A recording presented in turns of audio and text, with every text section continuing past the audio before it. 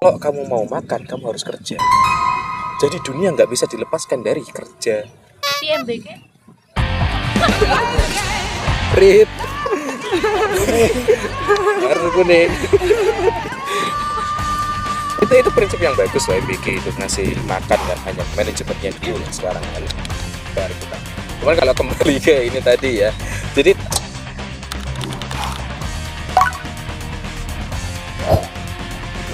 tapi kayak gitu sehat gak Pak? Maksudnya cerita sama AI kan dia cuma validasi aja kan.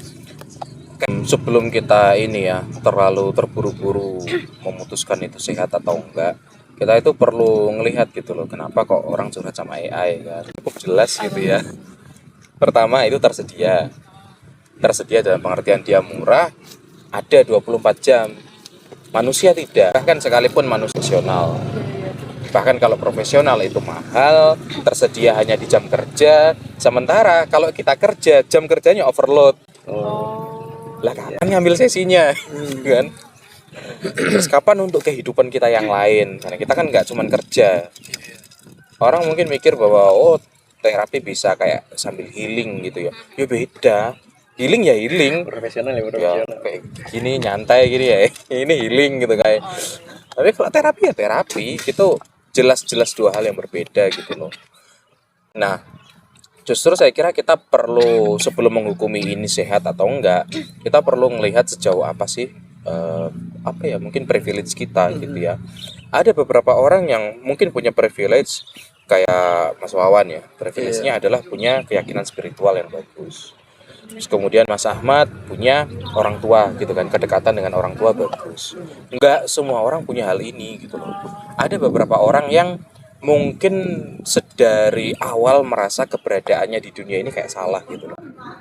Dia kayak ngerasa nggak deket sama orang tuanya. Kalau cerita sama orang tuanya malah dimarahi gitu kan.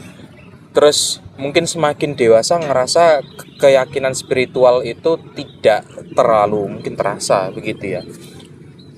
Terus mau cerita sama teman ketemu kayak masalah kamu tadi ember, malah nambah masalah. Udah kayak apa? Udah jatuh ketimpa tangga gitu kan. Alhasil nggak ada alternatif lain untuk cerita gitu kan. Sekarang ada solusinya yaitu AI gitu kan.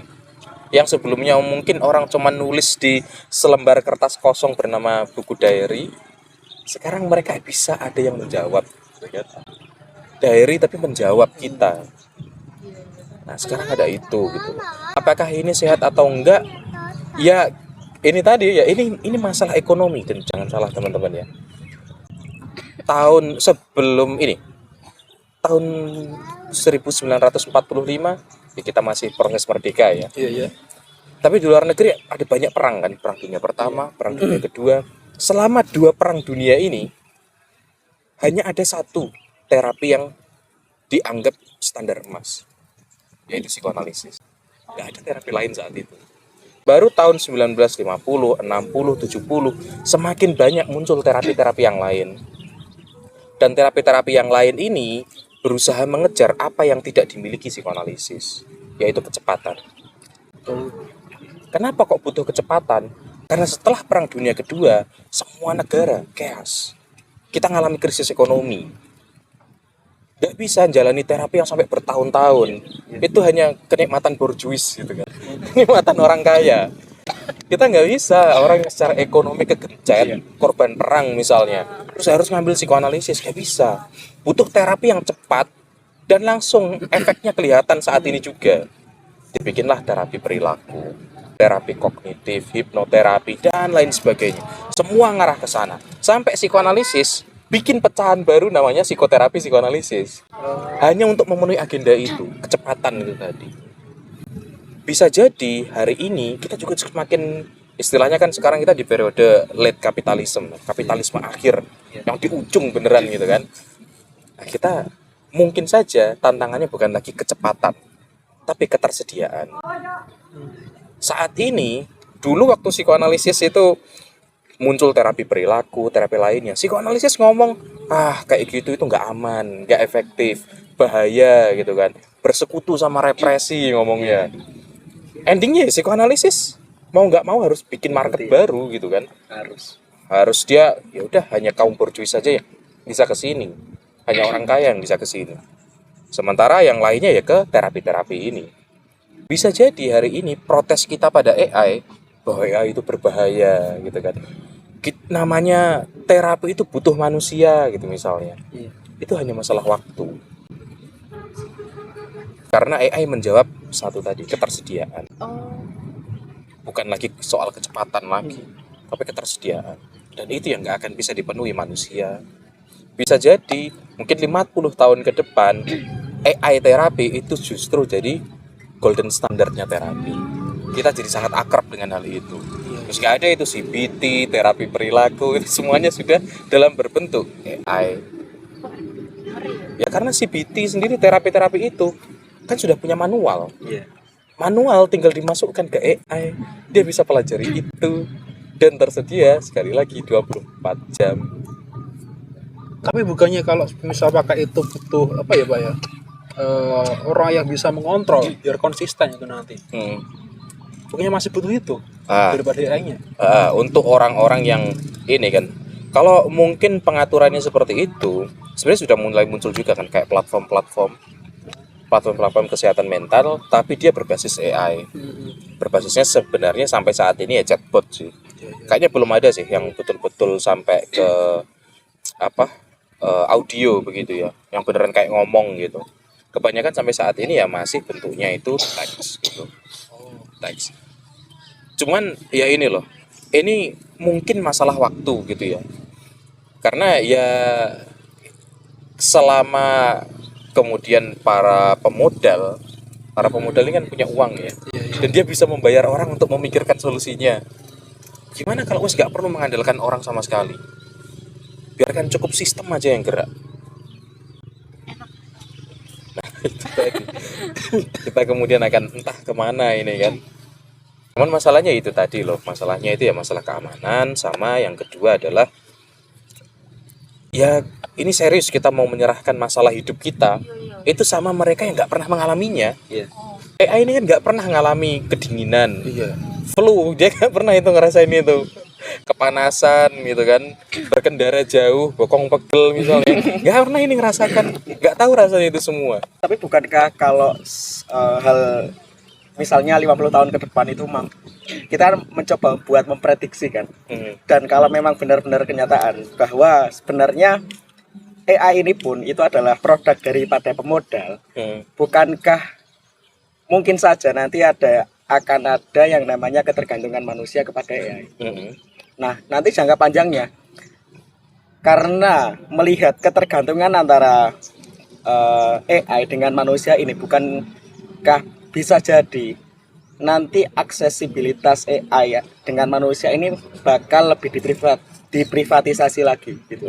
Akhirnya kita harus berlangganan mengeluarkan uang lagi buat masalah kita sendiri. Pada akhirnya ya kita tetap mengeluarkan uang yang mungkin saja harganya itu setara dengan psikolog, tapi tidak berupa psikolog karena ya ini kan masih pengandaian gitu kan.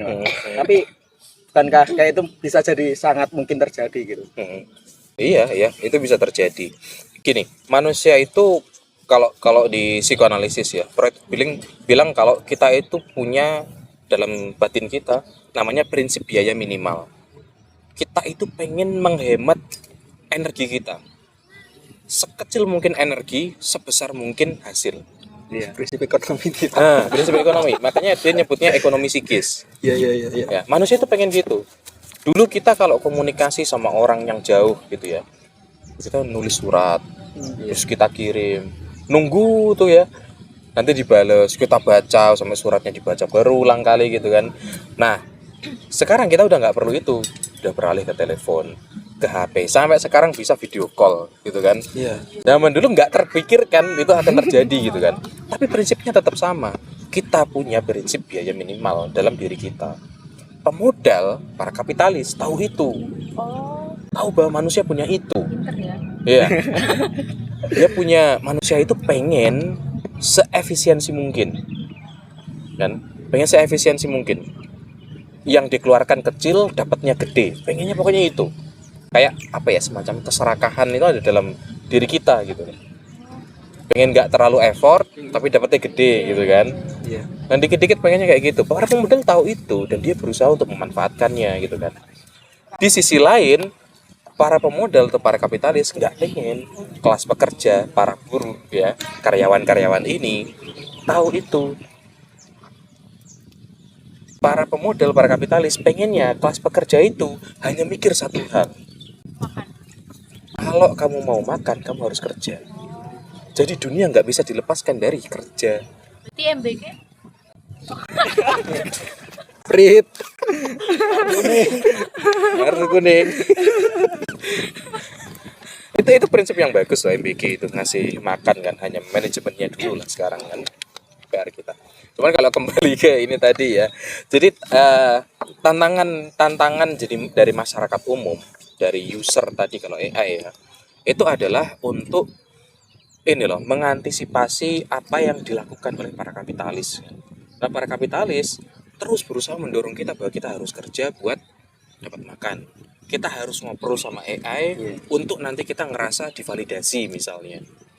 Ini bahkan mungkin akan terus digerakkan kayak gitu. Nah, kita yang perlu apa ya? Mungkin membuat antitesis dari hal itu gitu kan. Tetap dengan pandangan bahwa manusia pengen yang efisien.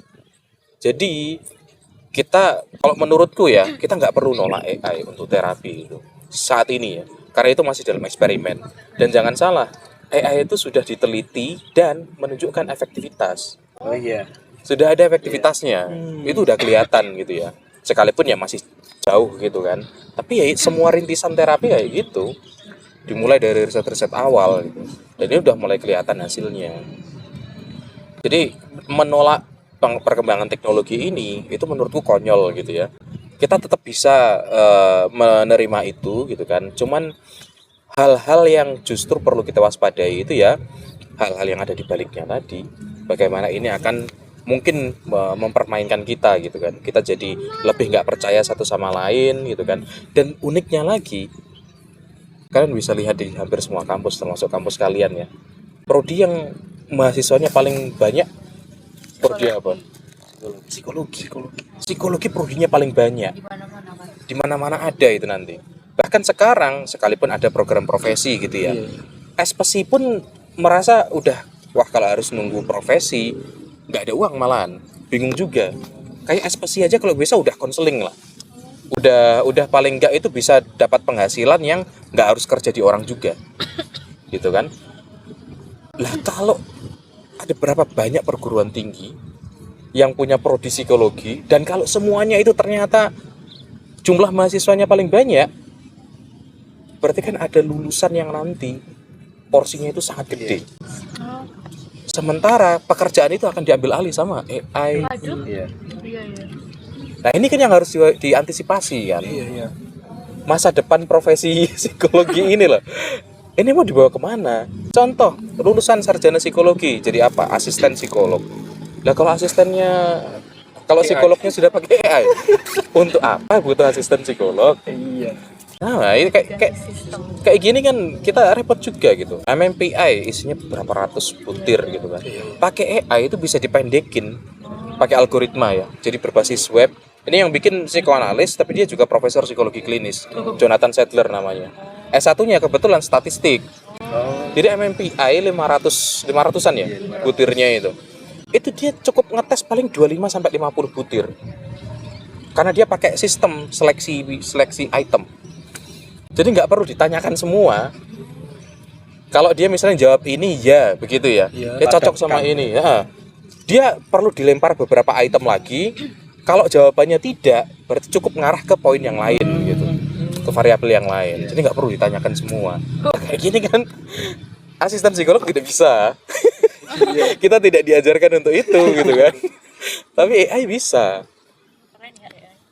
Nah, itu loh. Ini kan berkaitan dengan apa ya? Periuknasi di masa mendatang kan. Ini apa? Ya kalian nulis mau ngapain akhirnya? Tahu. Kalau kebanyakan diambil alih sama Tapi AI gitu kan. psikologi kan nggak jadi psikolog doang Pak ranahnya. Maksudnya kan ada kayak bio kan, HR, terus apa lagi? pendidikan. Jadi kan masih banyak peluang kan bagi anak psikologi buat kerja. Nah, kenapa kamu mikir bahwa itu nggak akan ngarah ke sana? Oh, ngarah. Oh, ngarah pasti. Kenapa nggak ngarah ke sana? Contoh misalnya kamu jadi psikolog kan bidang kerjanya memang banyak gitu ya. Maksudnya bisa di berbagai bidang begitu. Contoh misalnya untuk psikologi sosial. Katakanlah misalnya ada isu kemanusiaan tertentu gitu ya. Kalau dulu kita mungkin cuman punya kayak hotline bunuh diri. Iya. Ini kan sebenarnya juga isu sosial juga gitu kan, hotline bunuh diri, kekerasan seksual gitu ya. Ya mungkin masih dalam bentuk hotline gitu kan. Gimana kalau ke depan ada AI yang dia bisa handle itu? Bisa otomatis gitu ya. Oh, iya. Ada kemungkinan. Jadi kan kemungkinan itu ada gitu kan. Mungkin tidak di beberapa tahun, sekalipun perkembangan AI ya nggak ngotak juga gitu ya. Cepatnya kan. Cepet banget gitu loh. Mungkin aja terjadi hal seperti itu. Makanya kayak yang mungkin perlu untuk kita pelajari itu kan salah satunya itu kembali ke soft skill-nya kan. Konseling. Enggak konseling itu sendiri, tapi soft skill di baliknya, keterampilan mendengarkan, keterampilan merespon.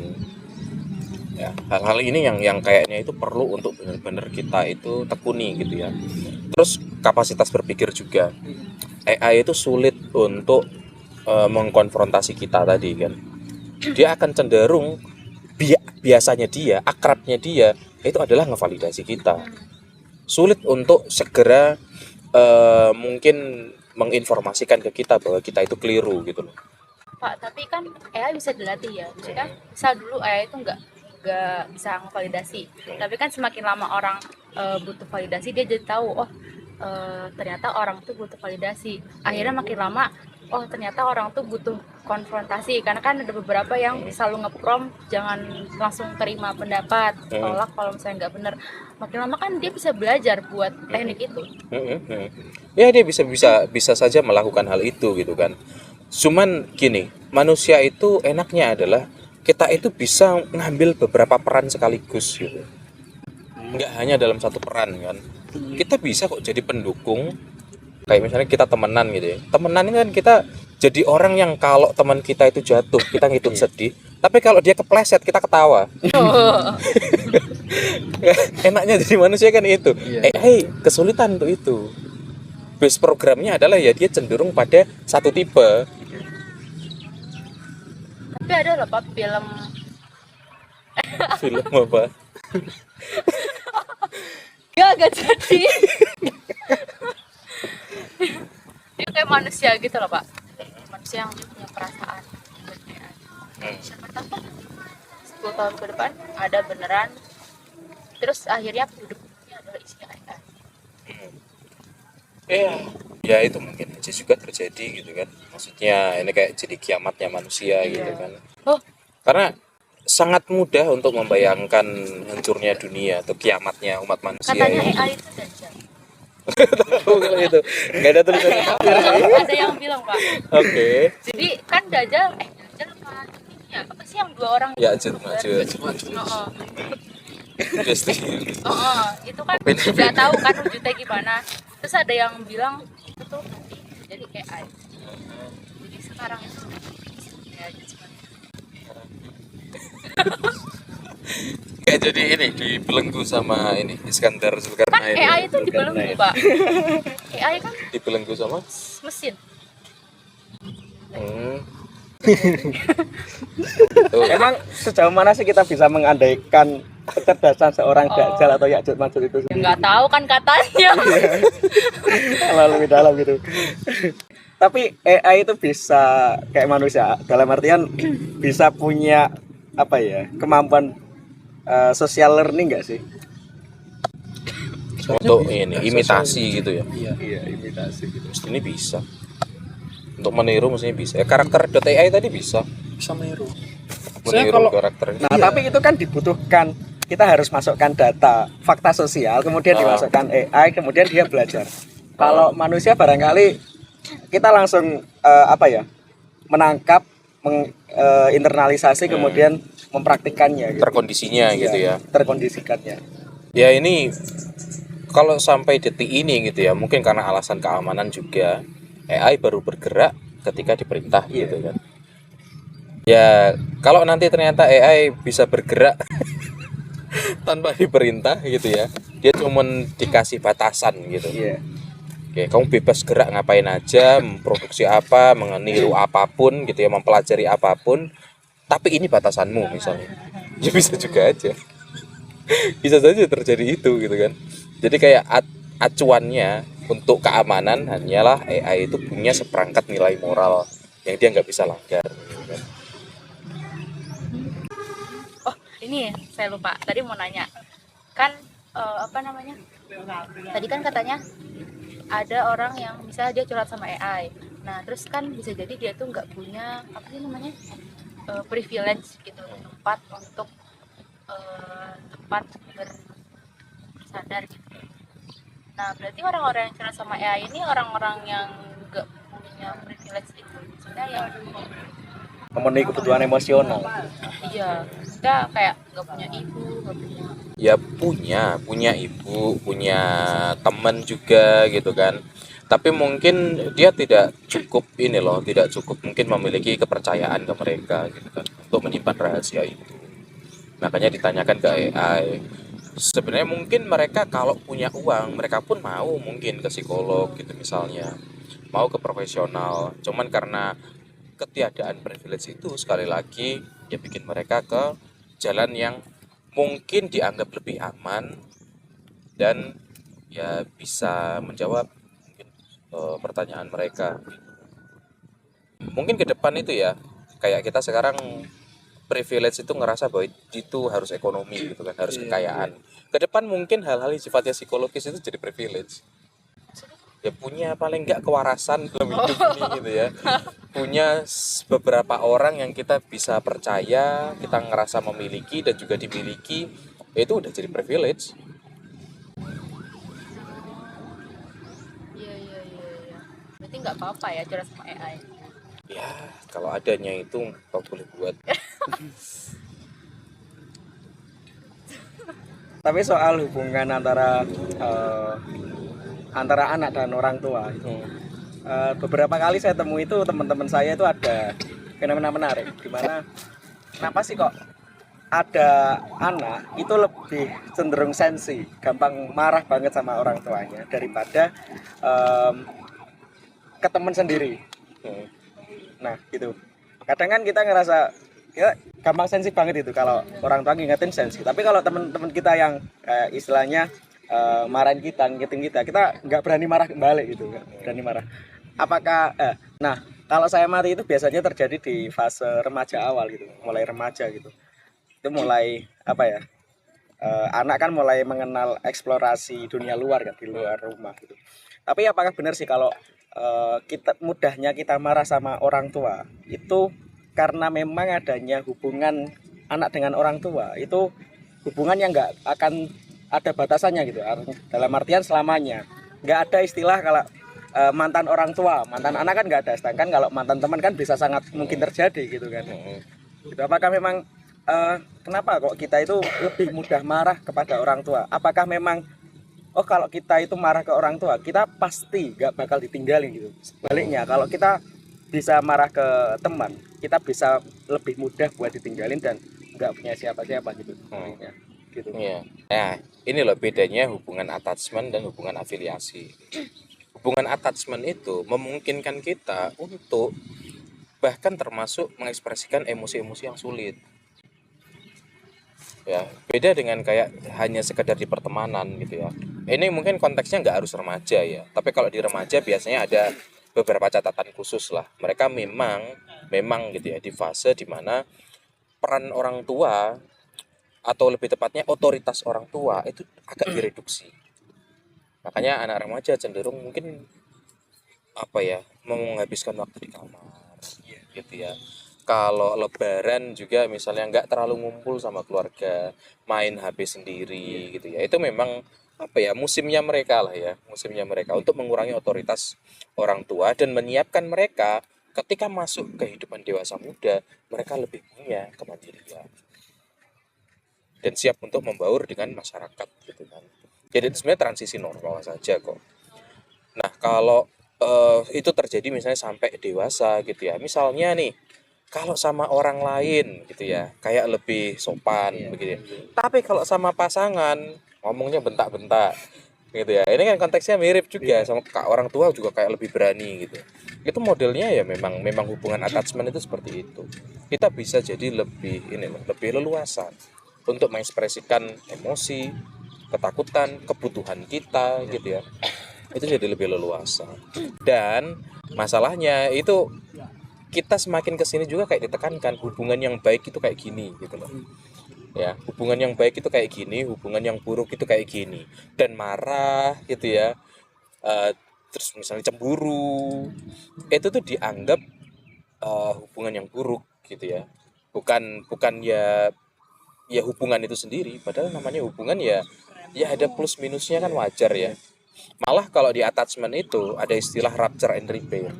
Rupture and repair adalah hubungan yang pernah berkonflik itu justru akan lebih kuat daripada hubungan yang ayam-ayam aja. Kenapa? Karena ketika ada konflik akan terjadi upaya alami untuk repair, untuk memperbaiki. Dan itu yang sebenarnya kalau di otak kita itu yang bikin terjadinya regulasi emosi. Kalau kamu pernah melihat orang kayak ada konflik gitu ya, dia kelihatan tenang, tetap berusaha menyelesaikan masalahnya. Itu kenapa? Karena otaknya kebiasa rupture and repair. Jadi ketika terjadi rupture, ada masalah, dia tahu kok ini bisa diselesaikan. Termasuk nggak harus dia yang menyelesaikan ya, kayak tadi yang Mbak bahas. Nggak semua masalah itu kita yang menyelesaikan, kadang yang selesai sendiri. Tapi itu loh, itu yang namanya regulasi emosi. Kombinasi dari rupture and repair ini. Nah, semakin sering kita berada dalam hubungan seperti itu, semakin regulasi emosi kita itu menjadi lebih kuat. Jadi justru kebalikan ya, orang tua kalau pengen gitu ya anaknya itu tenang, nggak nangis gitu ya, akhirnya misalnya anaknya protes sedikit langsung berusaha ditenangkan gitu ya, itu malah nggak melatih regulasi emosi si anak. Itu malah yang apa ya, boleh dibilang itu ya kurang adaptif untuk masa depan. Berarti kalau semisal anak itu emosi, di apa ya istilah Jawanya, diobong Dibakar, ditambah makin emosi, apa diapain itu nanti? Diwadahi. Jadi ini mungkin kalau di kalian di psikologi gitu ya, kadang orang-orang ya? apa Iya ya. kadang kalau di ini ya, orang-orang klinis kan ngerasa mereka representasi dari psikologi keseluruhan. Iya. Bisa jadi. Itu nggak bisa disangkal loh itu. Iya. Udah di semua kampus kayak gitu. Klinis itu ngerasa kayak Cerminan. ya, kamu bisa di Psikologi. semua. Iya, psikologi ya klinis. Diwakilkan oleh klinis. Klinis di industri itu bisa gitu, ngerasanya gitu. Bisa kemana-mana, tapi yang kayak misalnya industri nggak bisa ke klinis. Ya itu sebenarnya cuman kesan gitu kan. Iya. Biasanya identitas mereka itu seperti itu. Bukannya bener gitu sih, Pak. Loh, Saya itu kesan formal. Iya. nggak di klinis kan apa namanya? Kalau bahasanya bunjernya psikologi kan di situ, gitu loh, Pak. Cuman kalau dilihat dari sejarahnya, justru psikologi itu awalnya itu psikometri. Oh, Pengukuran. oh iya sih, Pak. Psikologi klinis itu baru ada awal-awal itu untuk ABK. Nah, awalnya hanya untuk ABK, terus ketika ini ya psikoanalis yang dari Eropa kena Nazi kan, pindah ke Amerika, baru ada psikologi klinis untuk terapi kesehatan mental. Tapi sebelumnya nggak ada tuh untuk ABK. Nah, jadi oke lah ya, orang-orang klinis punya semacam kesan semacam itu gitu kan, bahwa diri mereka itu merepresentasikan psikologi secara keseluruhan. Nah, ada benernya itu gini loh teman-teman. Di klinis itu kita berupaya untuk menangkap apa ya, segala sesuatu itu ya apa adanya dulu. Ini akan berbeda nanti kalau sudah masuk ke praktik ya. Masalahnya adalah apalagi kalau kita masuk ke Indonesia, segala sesuatu kayak dihukumi moral. Tapi psikologi klinis sendiri enggak sebenarnya. Psikologi klinis itu netral. Amoral. Iya, betul. Bisa dibilang amoral. Amoral itu apa? Eh, Objektif. iya, objektif. Objektif. Bukan immoral ya. Immoral itu berarti nggak punya moral. Enggak terus. Moral itu berarti memang dia tidak berafiliasi dengan moral apapun gitu. Dia sesuai dengan sifat sains kan. Nah, itu dia bisa menangkap berbagai emosi gitu, termasuk yang sulit-sulit ya. Masalahnya dalam praktiknya kita cenderung membuat penilaian moral kayak tadi. Misalnya hari ini gitu ya. Kalau kalian misalnya jadi psikolog klinis atau klinisi gitu ya, konselor misalnya. Ada klien yang nangis atau ngomongin ketakutannya, kalian lebih bisa nerima. Karena itu masih moral yang bisa ditoleransi, emosi yang bisa ditoleransi. Coba kalau dia ngomong, dia marah, dia benci, dia dendam, dia pengen menghancurkan seseorang gitu ya.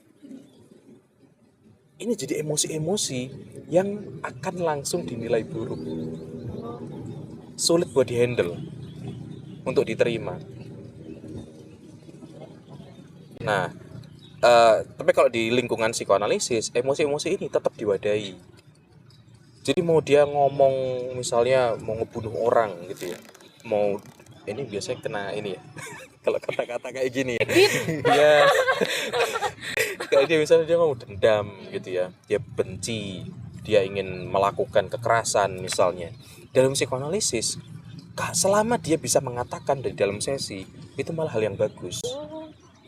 Karena argumen dasarnya, ini ditulis sama Freud di Studies on Hysteria itu, kata-kata itu menangguhkan tindakan. Makanya kalau kalian punya rencana sesuatu yang sifatnya tindakan, jangan terlalu banyak diomongin. Oh, Kata-kata menangguhkan. iya. Maksudnya? Karena kalian jadi nggak niat Iya. untuk melakukannya. Oh, karena udah diomongin. Jadi beberapa hal perlu disimpan, termasuk agenda tahun baru misalnya ya, pengen melakukan apa, itu disimpan untuk diri sendiri gitu ya. Atau mungkin cukup ke orang-orang yang nantinya akan terlibat, misalnya pasangan, atau teman dekat, atau orang tua, boleh diomongin, tapi nggak diumbar. Ya, karena sekali lagi kata-kata menangguhkan tindakan, termasuk yang dinilai negatif tadi ya. Oh, makanya bagus kalau ngomong. Makanya di psikoanalisis itu ya. Ini kalau kita lanjutin ke karya Freud berikutnya, interpretasi mimpi itu. Dia kan ngomong bahwa mimpi itu ada dua level, manifest, laten. Manifest itu yang diomongin, yang bisa kita ceritakan. Kamu misalnya semalam mimpi, terus kamu sekarang ceritakan, aku mimpi ini. Ini yang manifest. Tugas dari kita adalah memahami apa yang ada di baliknya, latennya. Iya. Nah, oleh karena itu kalau orang ngomong sedih, orang ngomong marah, benci dan sebagainya, itu yang manifest. Gak paham. Yang manifest itu artinya kita nggak berhenti di situ. Kita berusaha untuk melihat yang ada di baliknya, ngejar latennya. Jadi kalau ada orang misalnya aku pengen menyakiti si ini begitu ya, itu adalah yang manifestnya, itu bukan yang laten. Jadi kemungkinan untuk itu betul-betul terjadi itu nggak seberapa.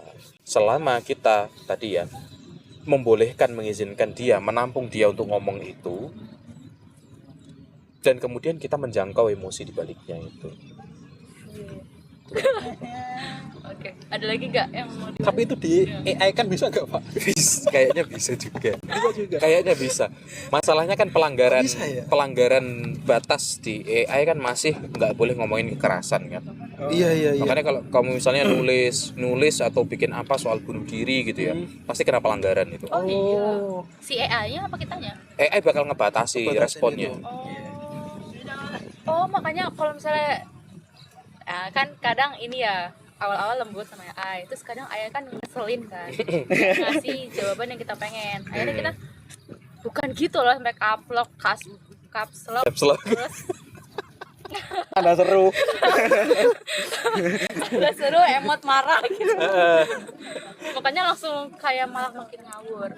Terus bisa kita lagi di pikiran lagi di pikiran gak baik-baik aja, terus kita brainstorming sama AI itu diskusi itu malah ikut nggak ngalur gitu loh. Apa sih ikut apa namanya bahasanya? Selaras gitu. Iya gitu. kayak gitu ya. Ini kena batasan itu. Jadi ya tetap, apalagi kalau kayak pakai yang GPT misalnya ya, ChatGPT itu masih cukup ketat lah saya kira. Tapi ya psikopantiknya nggak kurang-kurang ya, penjilat sekali mereka. Iya, GPT. Ayo nggak pakai sih. Ya, udah. Udah. Ini waktunya udah 1 jam. Berapa? 1 jam. Ya, 1 jam. Nggak kerasa. Masa? Oh iya, nanti kita lanjut lagi di sesi berikutnya. Ini dimatiin dulu istirahat. Oh, satu sesi. Iya. Benernya masih Rencananya banyak kan, topik. rencananya itu kan 3 sekaligus toh. Oh, Ternyata malah lebih. Baru AI ini tadi ya. Oh, baru AI. Jadi